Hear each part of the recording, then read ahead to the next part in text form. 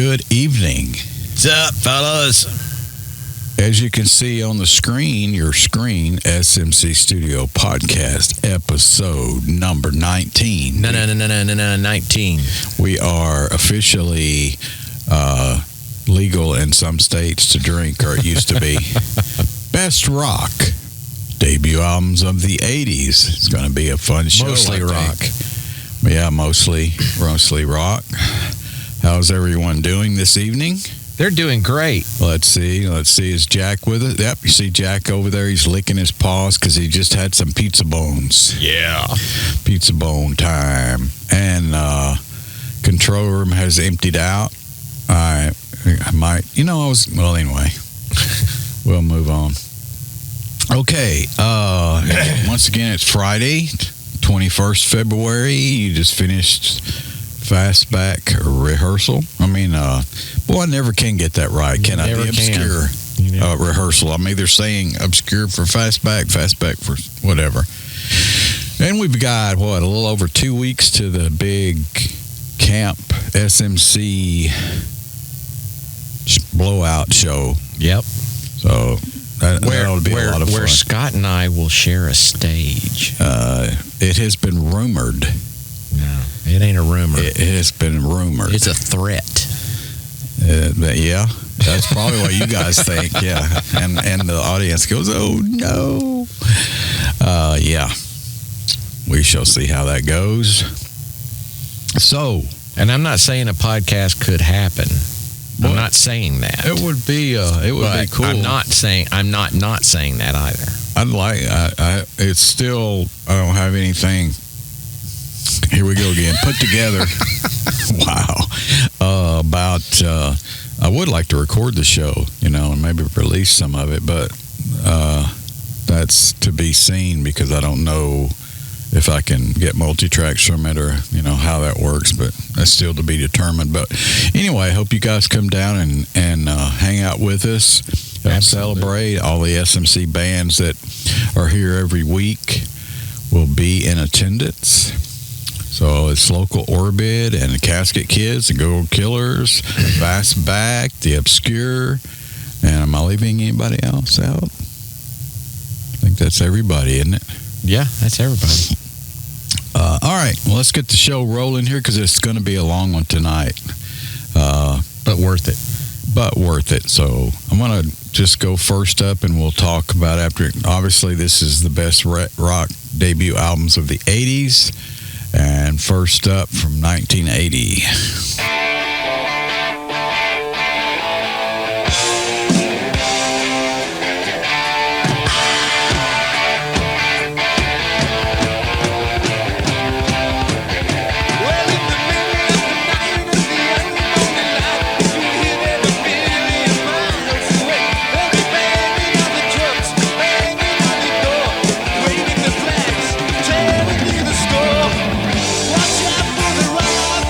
Africa.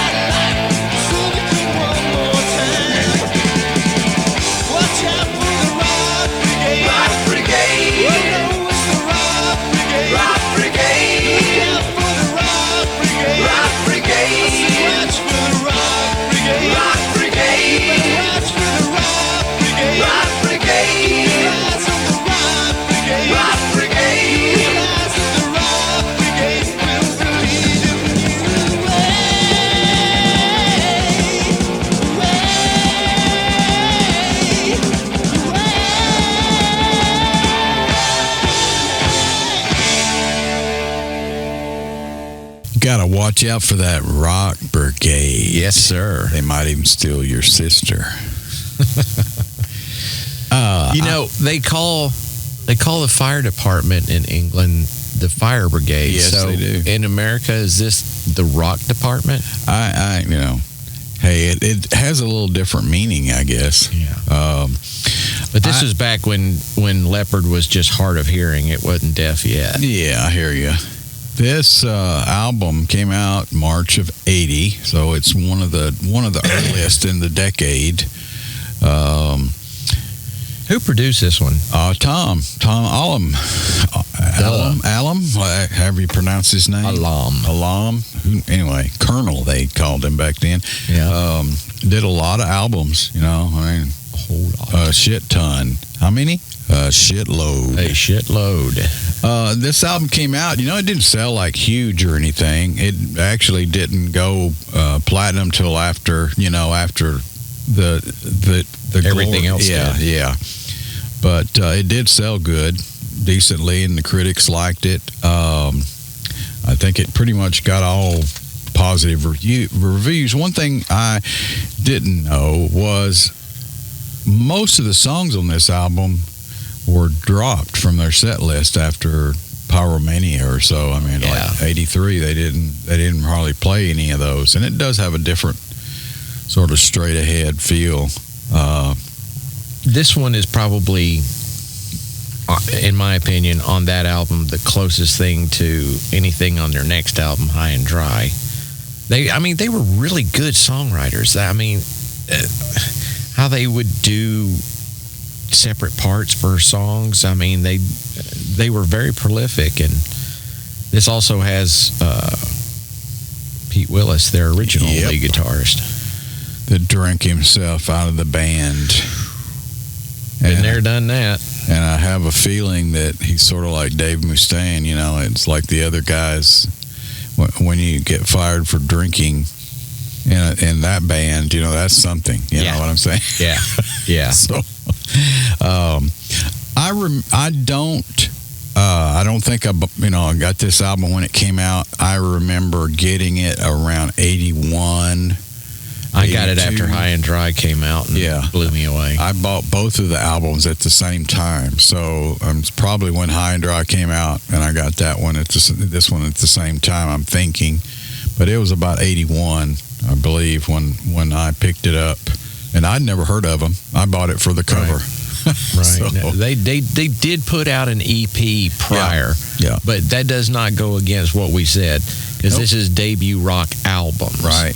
And I think, they were on MTV in the early days, but I don't really remember this video personally on MTV, so I don't know. Well, they did two, didn't they? They did one for this one and one for Wasted.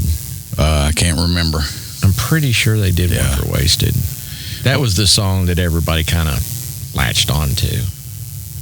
Well, alrighty. Next video. This one came out also in 1980, and we'll talk about it at the end here.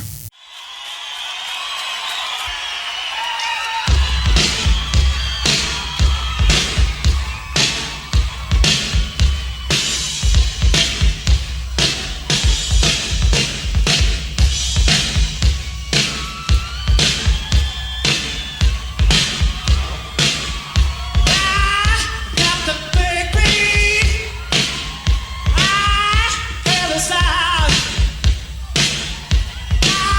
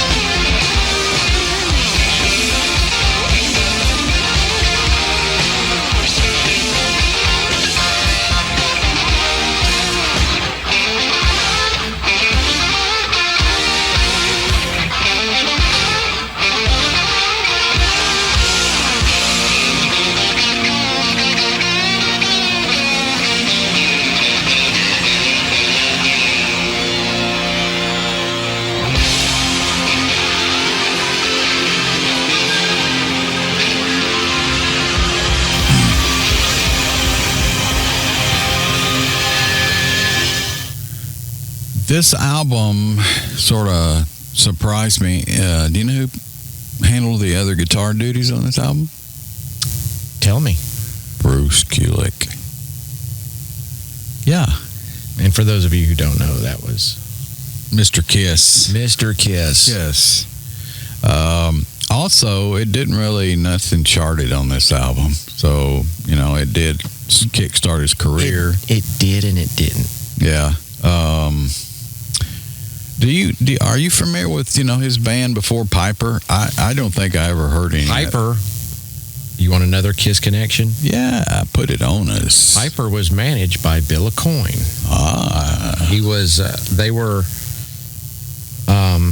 his first other band that he managed outside of Kiss. He managed 3 acts outside of Kiss that one did not work out, and that was Piper.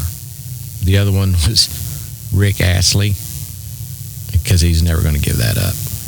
And Billy Idol. I did not know that. Yep.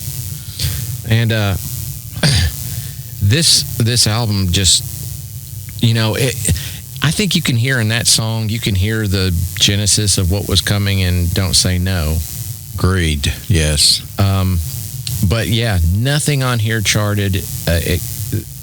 But this song, The Big Beat, was sampled by so many hip-hop artists. I wasn't aware. Yeah, I wasn't aware of that either. I mean, like, everybody sampled it. Oh, yeah. Because it was a great beat. Yeah, it was cool. All right, you ready to move on? Let's do this. Yeah, let's see what we got here. Let's go over to the across the pond, and I believe, Another 1980. No, it was a 1980. This is 3 in a row. Here we go. Yep.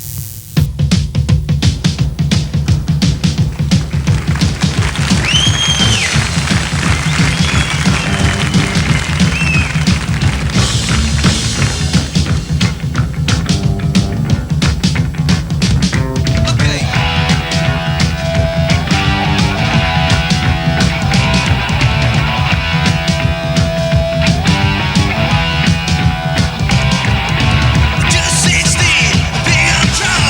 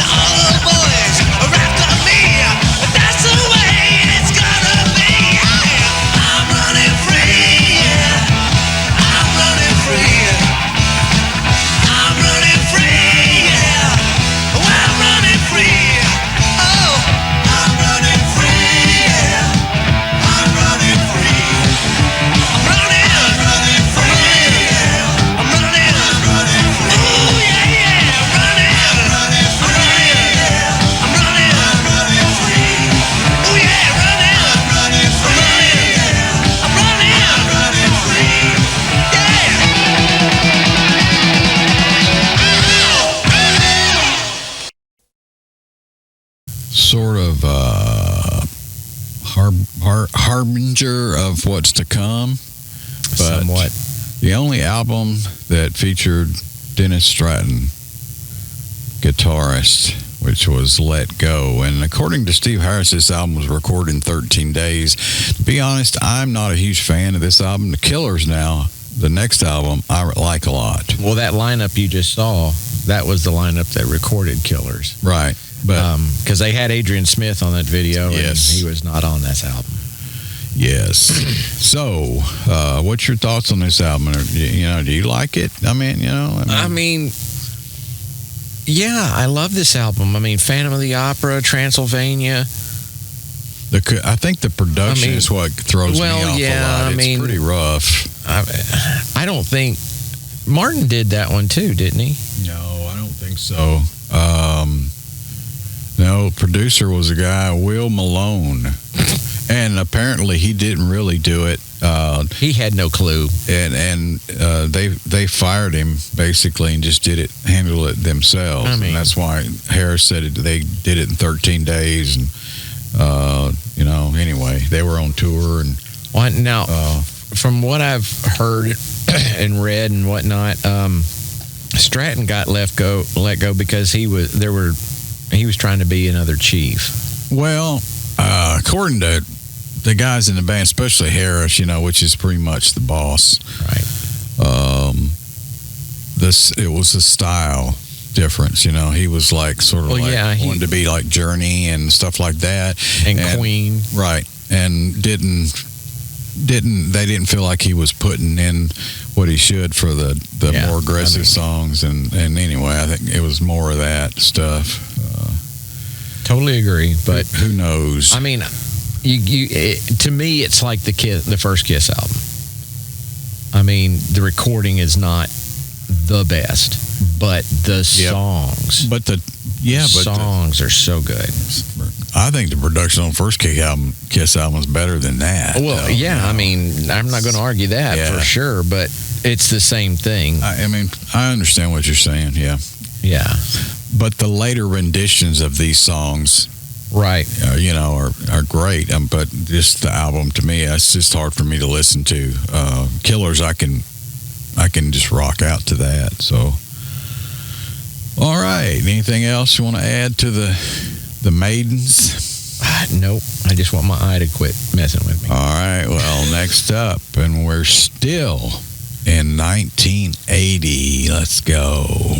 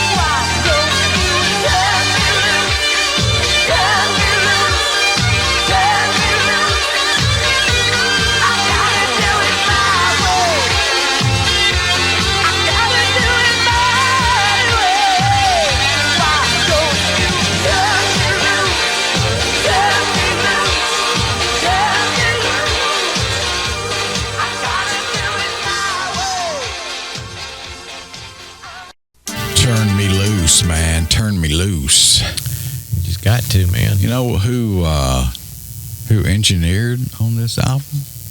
Sort of surprised me. Bob Rock Really? and Mike Frazier. Really? Yeah. Well, that's amazing. I can hear a little Bob Rock in there, I think.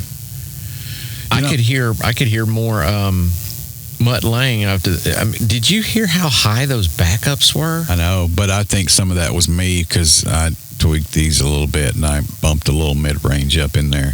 Well, I mean, I'm sure you didn't affect the human performance. Yeah, I mean, that was insanely high. You know, I always liked Mike Reno's voice. Great singer. Had a cool, tonality about it. I saw him years later, I'm thinking 90s maybe. Trying to think of exactly when it was, late 90s. And he, I don't know if he was having a bad night or what, but he had sort of lost a lot of that. Well, let me tell you, I saw him in 2022. And he got it back. Okay, well, that's cool. He got it back. That note, just a bad night. Note that he hits there, and it was there, baby. You know, I first knew of him before I ever heard of Loverboy in a band called Moxie. Oh yeah, Under the Lights. It was their second album. It was so weird hearing a Canadian singing in a Texas band. I like that album. That's it's a great album. Yeah, it is. But anyway, I discovered them about the same time as Savoy Brown, and I don't know why I always lump those two together. I think it's because I found that record and I found Street Corner Talking by Savoy Brown at the same time, and I just wore both of them out. Well, alrighty, we're still stuck in 1980. Can you believe all these albums came out and just within a few months of each other? Yeah, I mean, it's a great time to be alive. Next up here, we'll have a lot more to say about this one.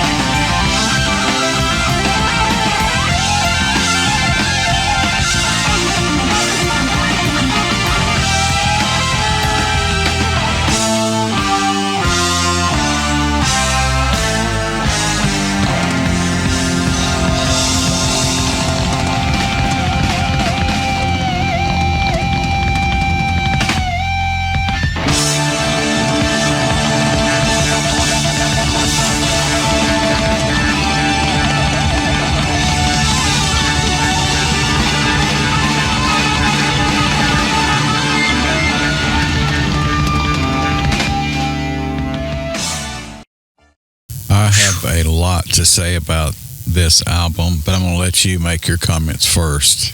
I think this album absolutely justified every one of Ozzy's complaints about the last few years of Sabbath, when they were wanting to go in their progressive direction, and he just kept, no, we need to be doing hard rock, man. That's what we need to do. And they ignored him, and then this album came out and said, there it is. Okay, my comments were all those people on stage, pretty much all of them besides Randy, had nothing to do with this album. Yeah. Number one. You know, think about this. What would that album have been like without Bob Daisley? It wouldn't have existed, okay? Number one. Because I don't know that Randy would have came up with nearly all that without him. Pretty much Lee Kerslake, Daisley probably had more to do with a lot of these albums than anybody. Randy, though, I'm sure Randy had a lot to do with it, but I don't think as much as most people, and as much as it's been spun, and by Sharon especially, and this whole band was not supposed to be. It was supposed to be called Blizzard of Oz. That was the band, and that's the way it was set up. And Randy was, a lot of publicity's been out there with Daisley and Kerslake and the lawsuits and all that, which were all justified in my opinion. But Randy was right in there with them. He was not happy. He felt like they weren't getting the respect and the credit that they deserved, and the band was turning into an Ozzy Osbourne thing, and Sharon heard stuff. He just wasn't happy. He almost quit next year after this album came out.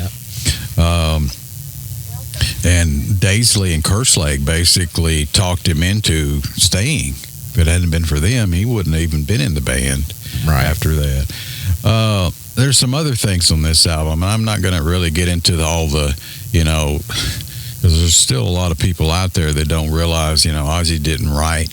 He didn't write the lyrics. He didn't write the music, but anyway, we'll go beyond that. There was some cool things I found out is that the first single, Goodbye to Romance, was supposed to be a single, and Jet said, no, we want something else. So they said, okay, and this was done at Ridge Farm Studios, and they went back in the studio to work on from scratch. You said it all, and according to what they say, everybody says Kerslake and Daisley and Rhodes were working and worked the song up, and Kerslake did the scratch vocals on it. Ozzy was passed out under the drum riser the whole time. Yeah. So I know it's only rock and roll, but I like it. Yeah. So let's see. Besides the Randy Rhoads thing, I will go in and say, I know I've heard Sharon go, this was an awesome time, it was the best time of my life and everything. And during the making of this album, she was in LA. She wasn't even messing with the band at the time. Ozzy's first wife, Thelma, was in the studio. So that shows you how much Sharon spun everything. Just saying. Of course, you know what happened when years later, they took, Kerslake and Daisley's parts out, and all that. That made me so mad. Oh, that was, and it's nothing against Robert and Mike Borden. No. But come on. That is just like the ultimate slap. Of course, Ozzy said he had nothing to do with Sharon. Sharon said it was Ozzy's idea to do that. I don't believe that for a minute. I really don't. She is This man couldn't even work a TV remote. Yeah, come on. But anyway, I'll leave it at that, because really, this album, we could do a book on it. Oh, yeah. Really. And a lot of people have. Yeah, that's true. All right, we'll move. We don't have time for that tonight, so we'll move on. We're going to actually move to 1982. a little bit here.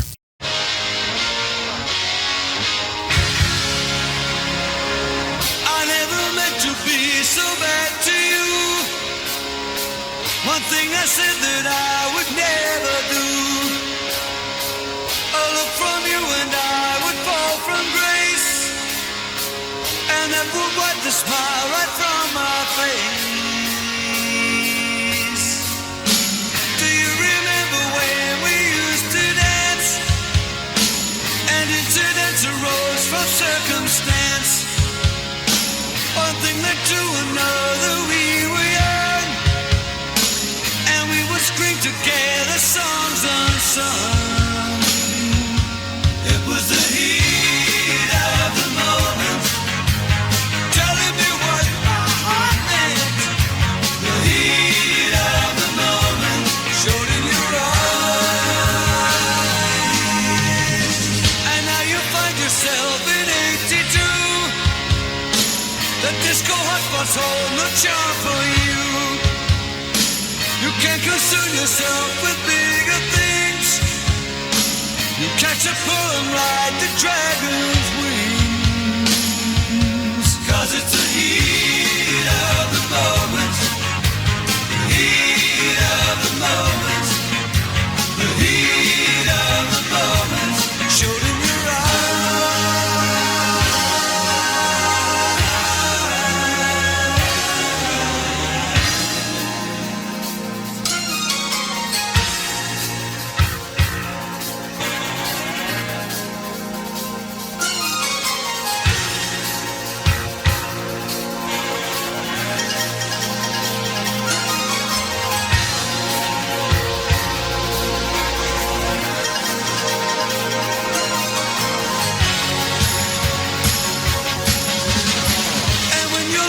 gone and you're alone. How many nights you sit beside the phone? What were the things you wanted for yourself? Teenage ambitions you remember well. It was the heat of the moment, telling you what your heart meant. The heat of the moment showed in your eyes.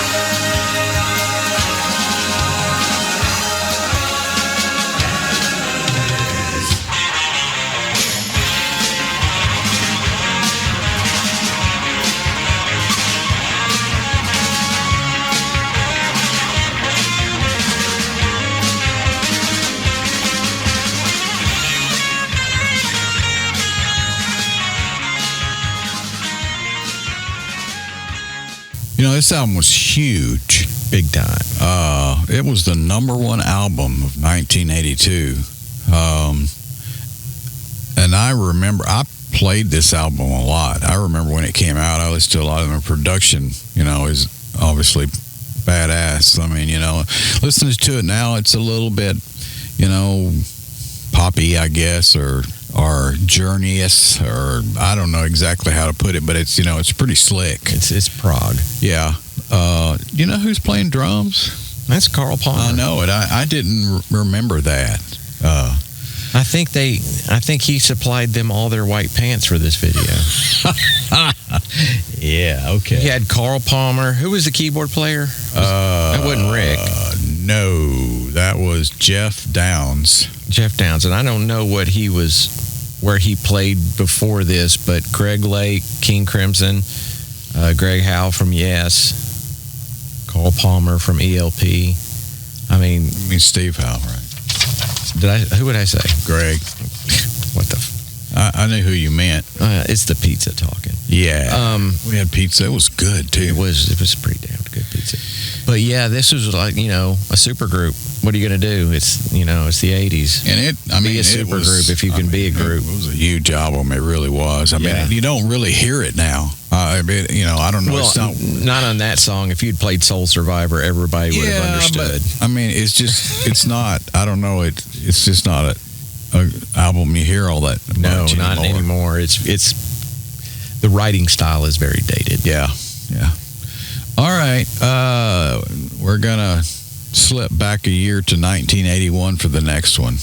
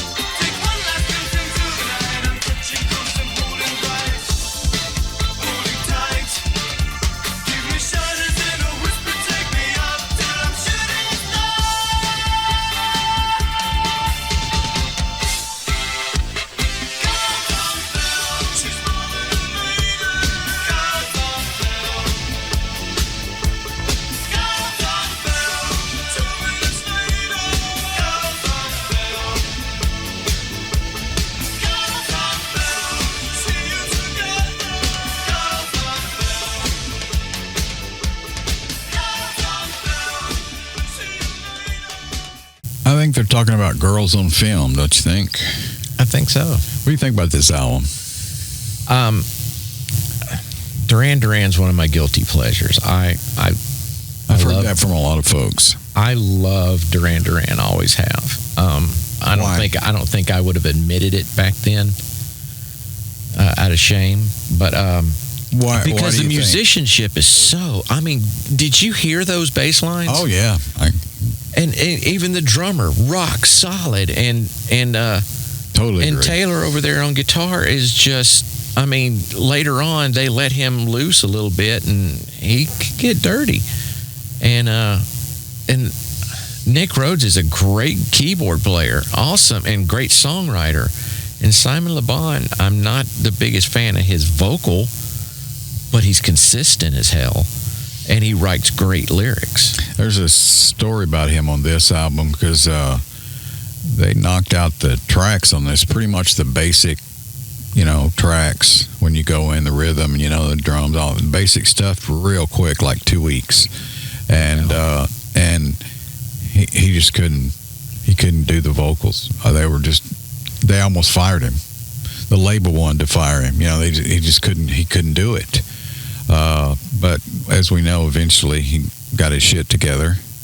I think it took about 6 weeks, and the critics didn't really. There were mixed reviews on this. Yeah.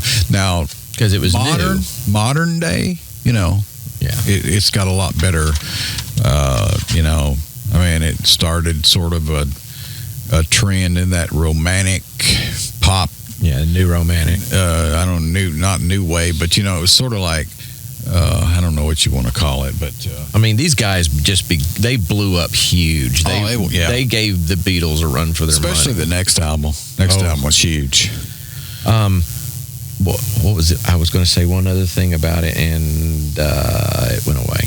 Damn it! I don't remember. Must not have been important. Oh, I remember now. Scott and I were talking about how controversial this video was when it came out. It doesn't seem like it now, does it? This is the first time I actually got to watch this video.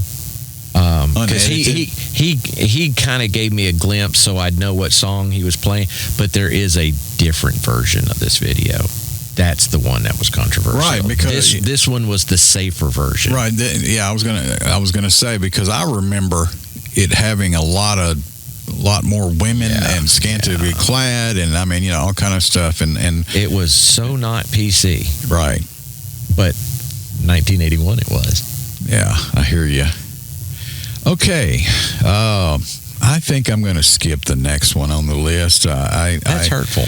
Yeah, I think so. I might come back, but the show is going to run along anyway. So we're going to move up to 1983, one of my favorite studios in the whole wide world.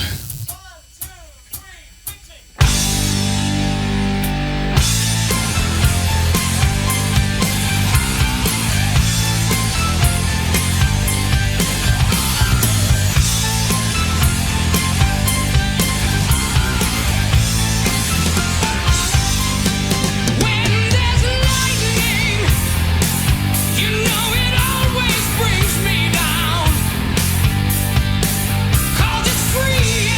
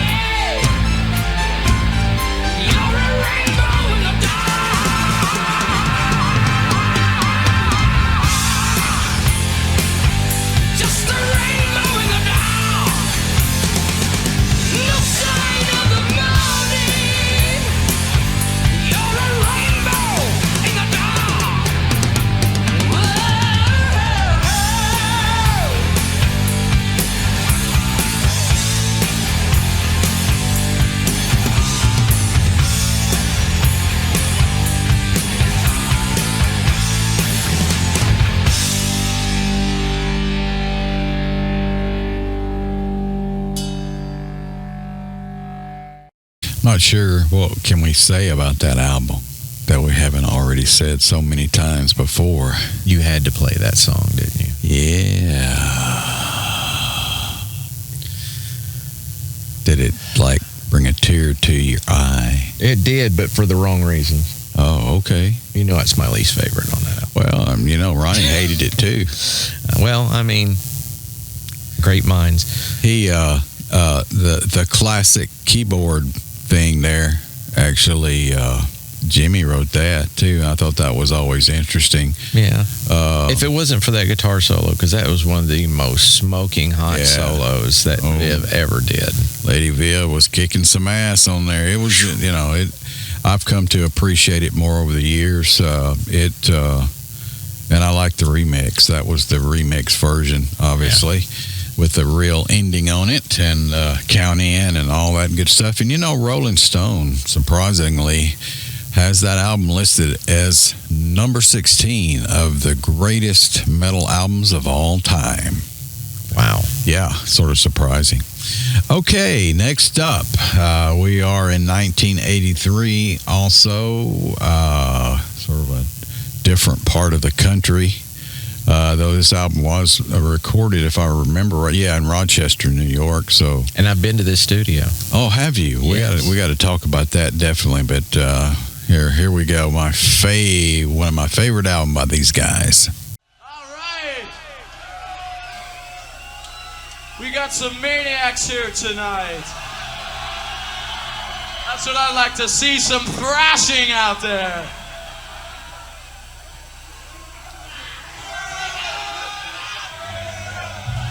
Is everyone ready to seek and...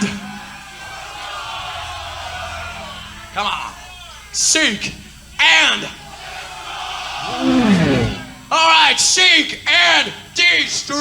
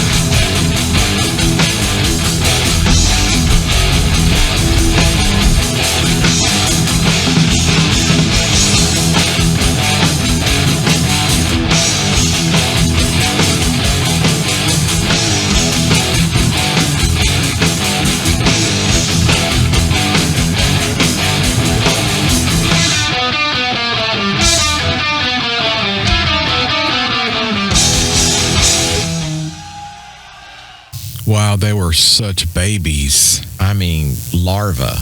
I mean, Hetfield just looks like He looks like a skate punk. yes, he does, and I still that's the way I picture him, though. I Did these guys go on to do anything? I don't know. I heard they sort of like just after a couple albums they just faded away. Yeah.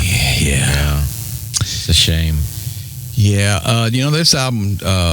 There's books been written on it, so it's like I don't think we'll go into it any deep. But it was supposed to be the original title was Metal Up Your Ass. yeah, with the commode and the they had to change that, and the budget on it they were given $15,000 to do the album, which is about a little under $50,000 today.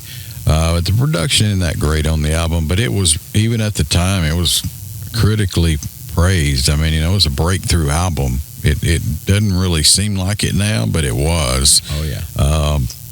And it's still my favorite album of those guys. I mean, it's just, I really like it. I mean, it's hard to come up with a favorite album, but Dave Mustaine co-wrote most of that shit.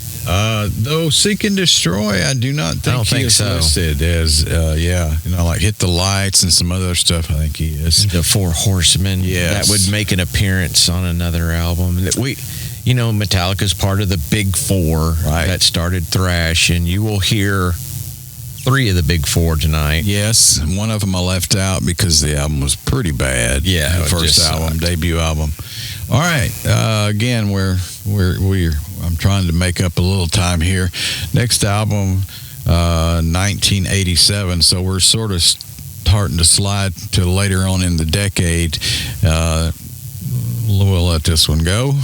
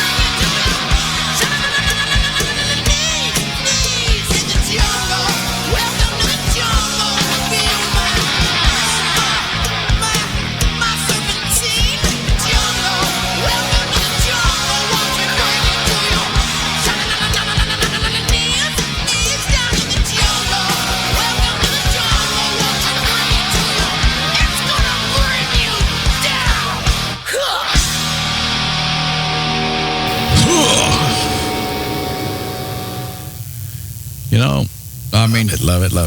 today that album we look at it different. I think it's because it's sold over 30 million records, and you know, Deservedly. but at the time, it had some problems. Well, first off, it was sort of the second time they tried. First, they were working on an album, and Tracy Guns was the guitarist, and he quit, and they had to sort of start over with Slash.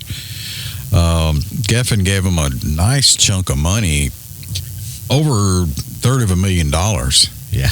to go and record it.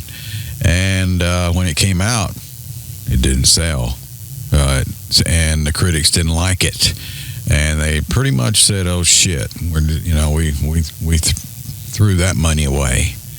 But it gained a little steam slowly, and I think I've told you several times. I saw their first tour was with Aerosmith opening for them, and I saw that tour. They were horrible, by the way, but by the first of the tour, nobody pretty much knew who they were, and by the end of the tour, the album had taken off, and whole different deal. The other thing is apparently the regular tracks, most of the tracks were knocked out real quick, just in several weeks. But Axl apparently was worse than Dave from Van Halen about vocals, and you know how much problem Ted Templeman had getting his vocals down. Yeah. Well, Axl apparently, they had to do like phrases and at a time and cut them all together, and it took a long time to get the vocals down.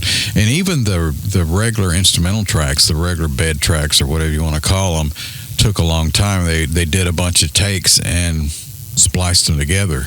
So what we hear on the album is it's not any single takes at all. It's all cut up. Yeah. But it still sounds good, and the album sold, and there's great songs on there, however you want to look at it. And the legacy, of course, is, we all know that. Yeah. All right, anything else you want to... Two things I want to say about this record. When it came out, it was a godsend. It was such a breath of fresh air, because everything at that point was so overproduced and basic. Very, very, very basic. And these, no edge, no groove, no nothing. Right. But these guys came in, and you can hear that every one of them stellar. Drunk as shit, but stellar. I mean, Slash, come on, we know, and Duff, great bass player. Steven Adler, great drummer. Right. Yeah, they had and Izzy's contrast was so cool to Slash. And nobody sang like Axl then. I agree. And I mean, it was just a great combination. The second thing I'll say is that I saw them on their first tour. Well, their second tour, I guess, with Motley Crue. Were they? Yeah, that was. And they were better. I mean, I don't remember them sounding terrible at all. And they didn't get arrested here in Huntsville. Amazing. Well, like I said before on some of the other podcasts, that it was... I saw them at the Starwood in Nashville opening for Aerosmith, and they were so bad that it was hard to tell what song they were playing sometimes, and I swear they were playing different songs, okay? I mean, not joking. I don't They were doubt playing it. different songs. I've only seen one band like that, and they had a debut in the 80s that were not featured tonight, and they were called Faster Pussycat. They were horrible. Really? I don't think I've seen them live. So Horrible. I saw them opening for Alice. And all right, next up, same city, but a little bit different style here.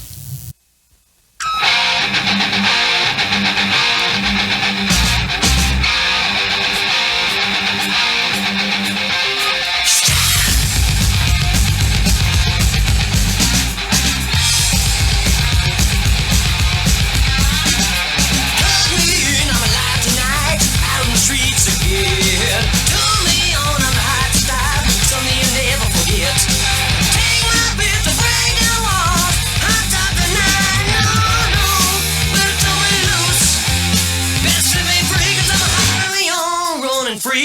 little bit better than it used to be. 'Cause I'm alive. I'm alive. 'Cause I'm alive. I'm alive. 'Cause I'm alive. I'm alive. 'Cause I'm alive. I'm alive.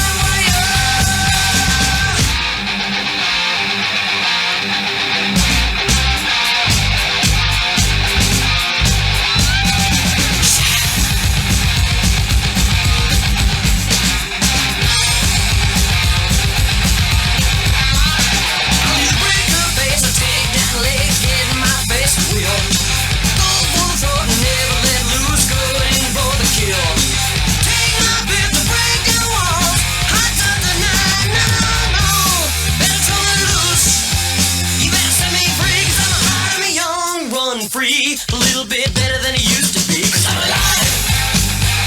I'm alive. 'Cause I'm alive. I'm alive. 'Cause I'm alive. I'm alive. 'Cause I'm alive.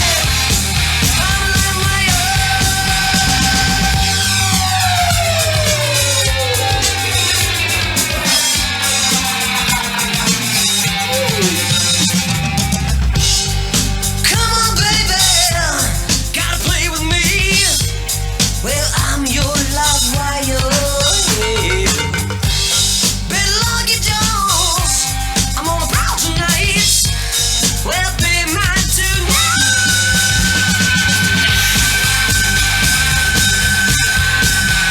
I'm alive. I'm alive. I'm alive.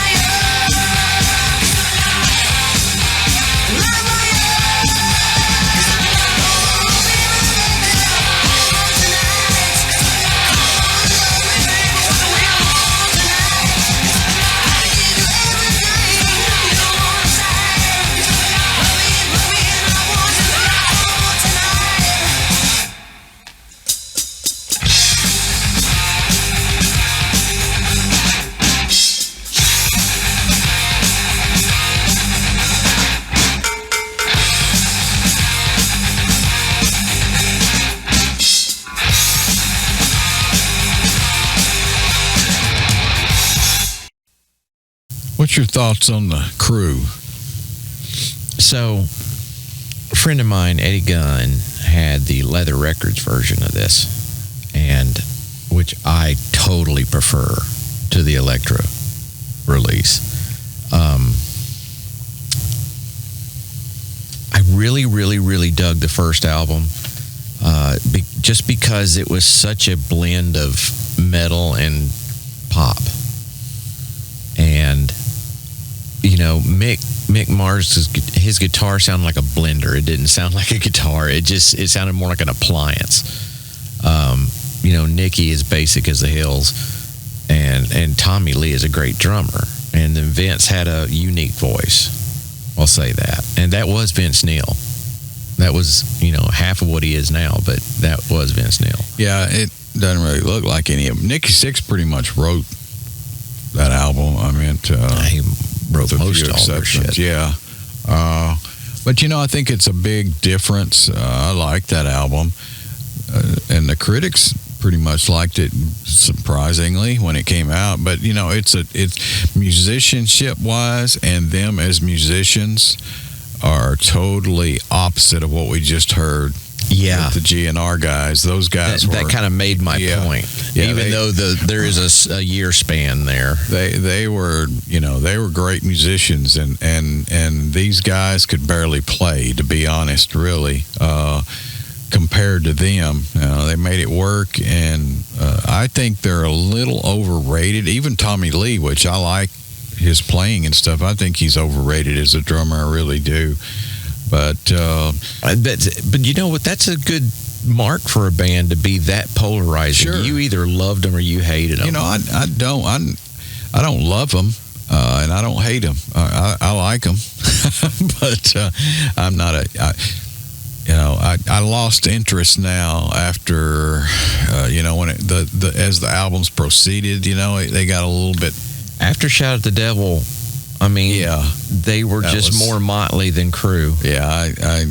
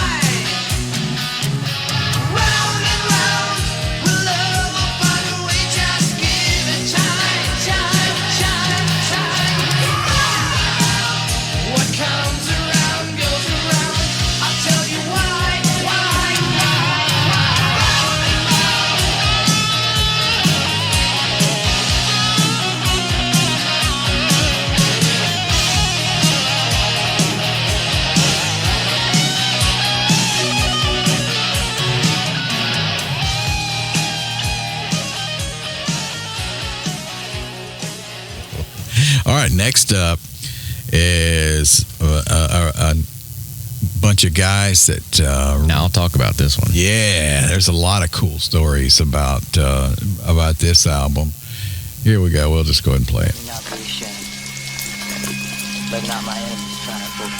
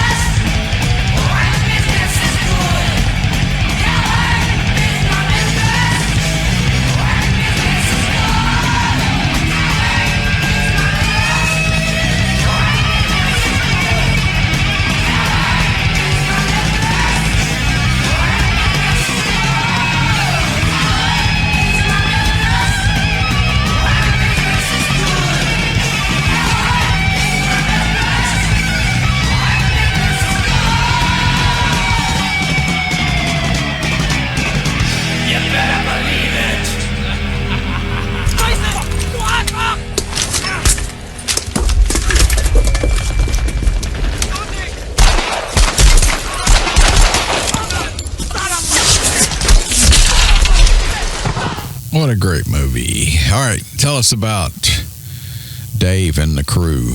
All I'm going to say, and I'm just going to say it and let the fallout begin, but Megadeth was better than Metallica.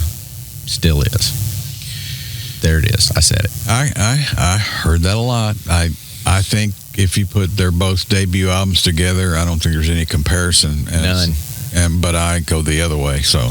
And that's fine. You can be wrong. I don't care. Yeah. I mean, hey, you're entitled to your opinion, even if it's not correct. It was faster. It was. I agree with that. It was parts of it anyway. It was much better played. It was like Metallica was a terrible recording. I don't think it was as groovy, and I don't think the songs was good. No groove at all. But it was pure thrash. I agree to that.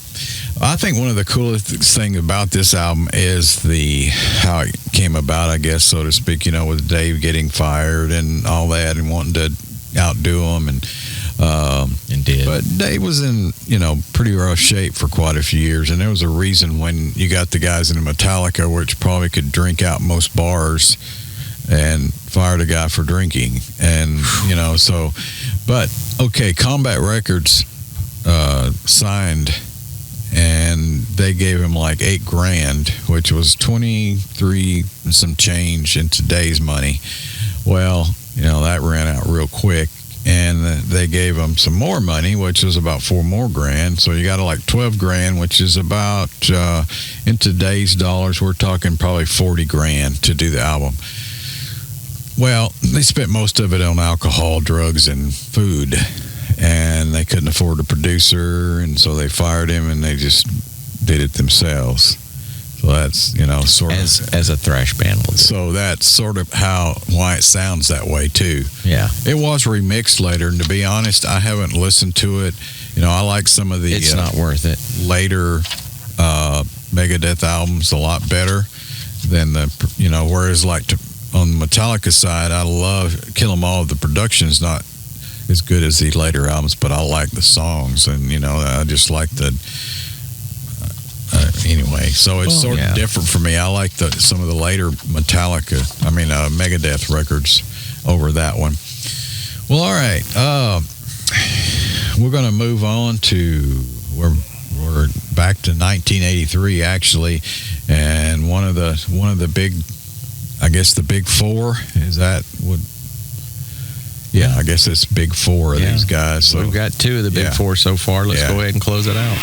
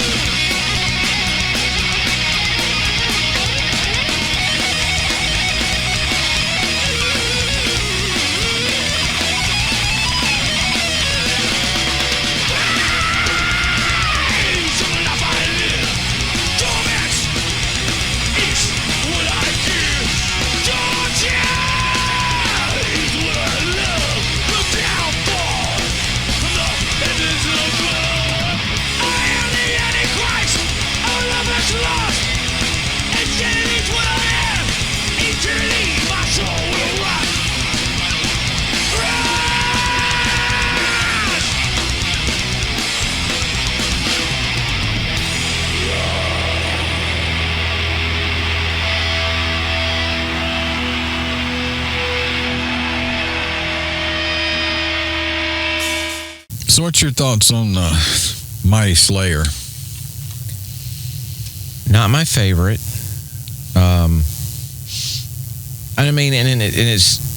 The songs were great. My biggest problem with Slayer is their records always sounded like shit, like total garbage shit. That's why I've never been a fan of Rick Rubin. The drums on this.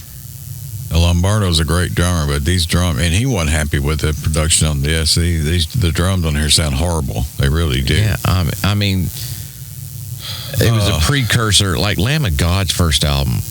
Oh yeah, that one. Yeah, that fucking coffee can, that snare. Yeah, that was horrible too. Terrible. And I just, Live Undead, the song, is still my favorite Slayer track and always will be. My favorite album is probably South of Heaven.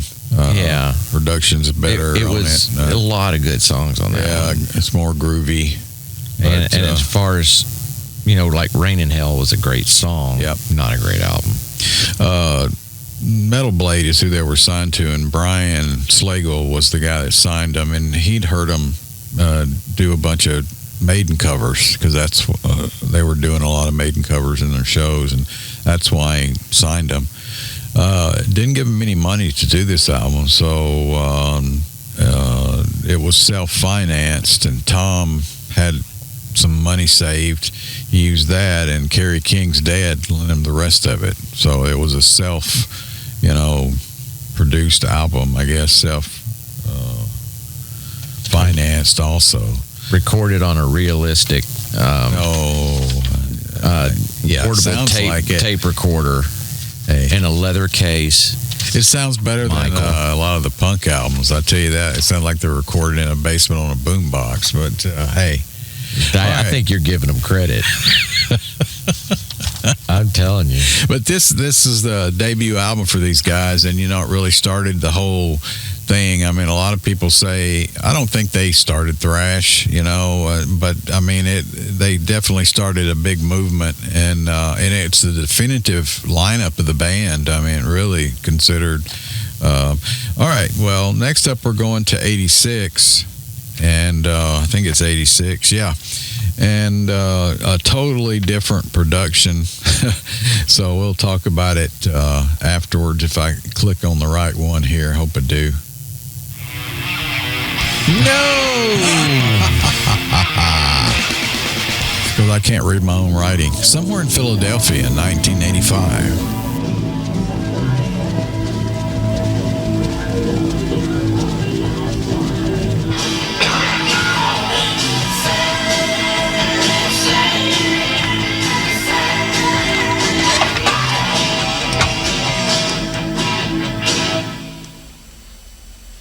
Okay, you guys, let's do one more. The only thing is, it's still the choruses are pulling a little bit, but as soon as we fix that, we got it. Let's do it again. 2, 3.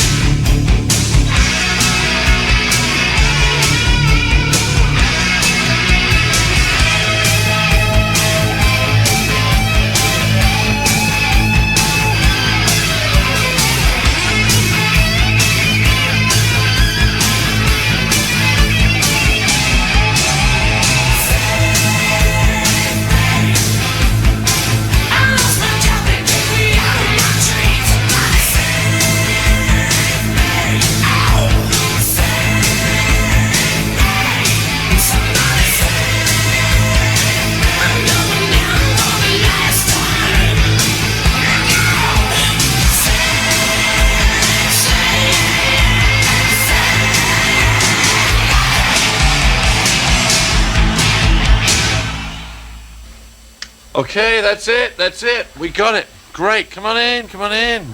That was great. All right, dude. One Cool, man. Finally.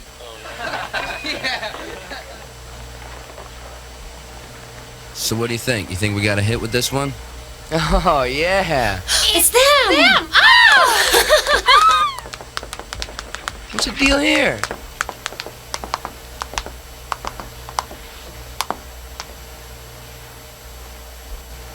Oh, man. Good, It's Fred. not my fault. Come on, yeah, it is. Don't push me. Oh, forget about him. So what do you think about Cinderella? Not much. I wasn't a fan. I actually like this album. I saw him in concert too.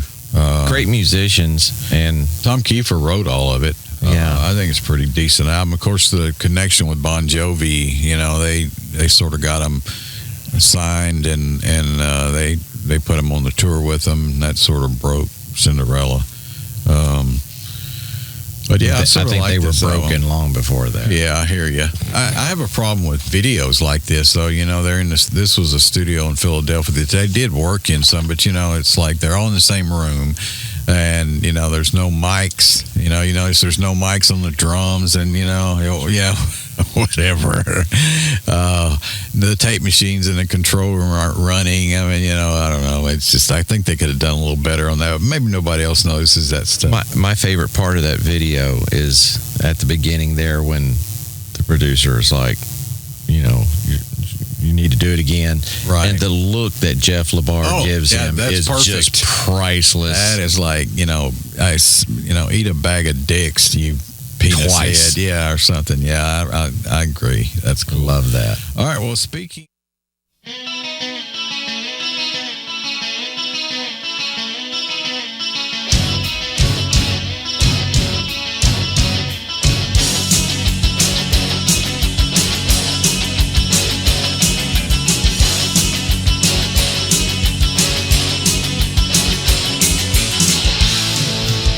It ain't the way you move. It ain't the way that you move me. Oh no.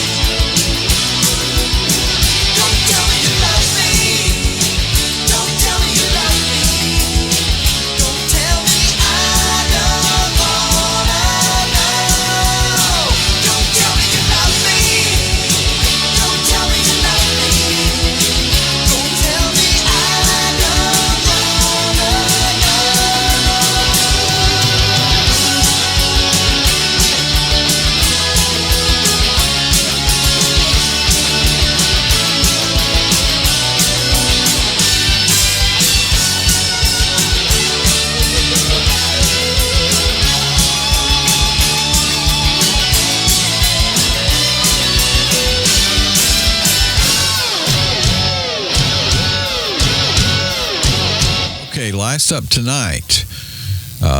Sorry, we're running so late, but there's just a lot of 80s stuff. They're enjoying it. Here we go.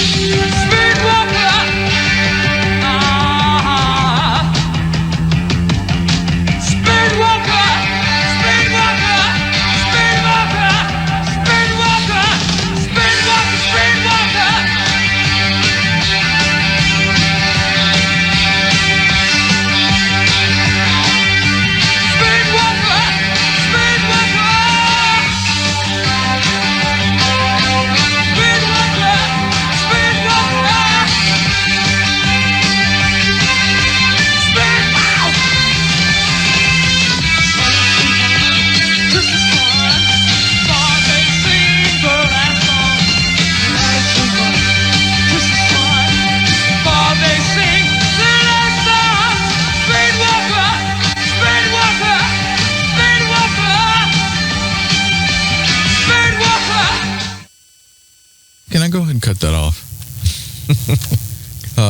He didn't spend a lot of time writing lyrics, did he? Yeah, got a little redundant there, didn't it? You know, he wasted so much time putting that fucking makeup on. You know, but it was better than Bon Jovi. You know, I never owned this album, I don't think. So I never did either. So you know, but I see why. I mean, it didn't really sell. I mean, you know, only. I think Saving Grace it was their debut album, so you know, and it was in the 80s. I guess that's all their next three albums I obsessed over, but this one I did not. Yeah, I don't think I ever owned it. I don't recognize the cover, and I don't, you know. So anyway, that's the show for tonight. I think we covered it pretty good. I mean, there's a lot of stuff. I was going to shout out some honorable mentions. Yeah, do that. Of course, we didn't touch on Anthrax, Fistful of Metal. Because we said earlier it wasn't that good. There were two videos that he had set up for tonight that we didn't play. Yeah. One of them was U2. Yeah. Which was, you know, that's when I liked U2. Back when they were not American. They had that mystique about them up until Rattle and Hum when they became full-fledged Americans. And then I had no use for them. And the other one was, believe it or not, Red Hot Chili Peppers came out in the 80s. And yeah, you skipped that video. Yes, I did. And it was one of the most fucked up videos you will ever see in your entire life. And I skipped another one too, I think. Did you? No, I didn't skip it. I just took it off. It was REM. Remember? Oh yeah. I tell you what. Let's play just a little bit of the video because it's like it is really It's weird. crazy. Yeah.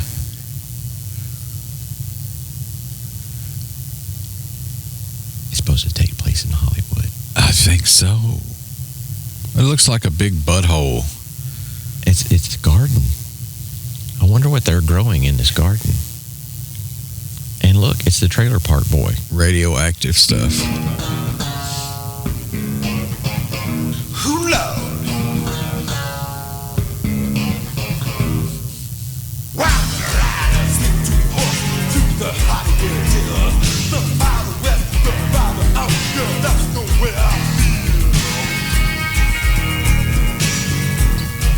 They were on some good drugs. Wow.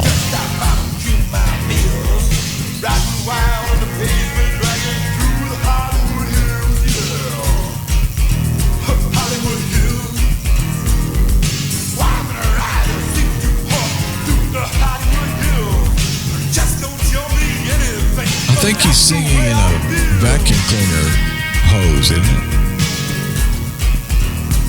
Well, yeah.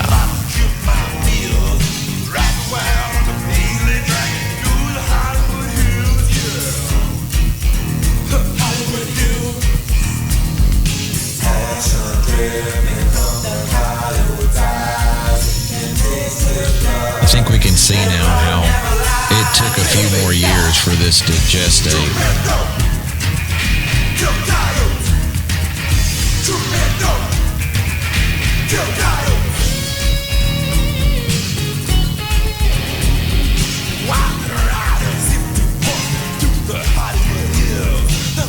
The more I watch this, the trippier it gets. Yeah, it's just... There was a lot of people around them that wasn't talking to them.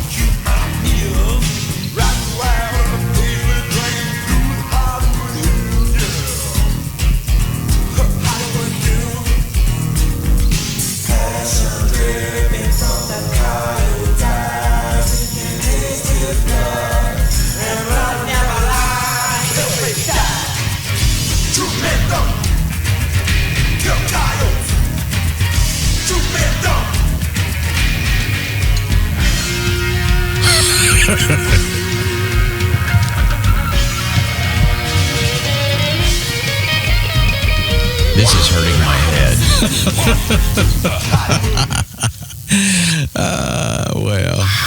Yeah, okay. The Red Hot Chili Peppers debut album. Yes, sir. We also had debut albums by Madonna. Yeah. Not rock, I didn't think, so. No, and she just would have been better to look at than that. Oh, yeah. Robert Plant started his solo career in the 80s. Men at Work. Yeah. Not really rock either, but trend-setting for sure. The Smiths. Yep.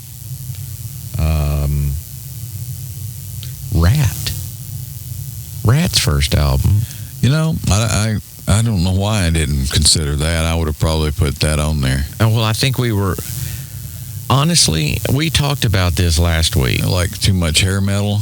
The diversity wasn't in the 80s that was in the 70s. No. And we could have gone straight hair metal. We could have gone thrash. We could have gone in so many single directions.